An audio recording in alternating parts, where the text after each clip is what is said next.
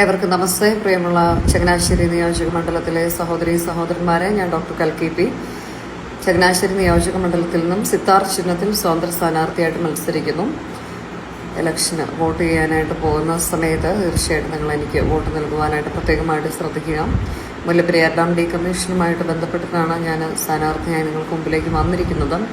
ഈ ഒരു കാര്യവുമായിട്ട് ബന്ധപ്പെട്ട് യാതൊരു തരത്തിലുമുള്ള ഒരു അറ്റൻഷന് ഒരു സൈഡിൽ നിന്ന് ലഭിക്കാത്തത് വളരെയധികം വേദനാജനകമായിട്ടും ഷോക്കിംഗ് ആയിട്ടുമുള്ളൊരു സാഹചര്യത്തിൽ നിന്നുമാണ് ഇങ്ങനൊരു തീരുമാനത്തിലേക്ക് എത്തിയത്.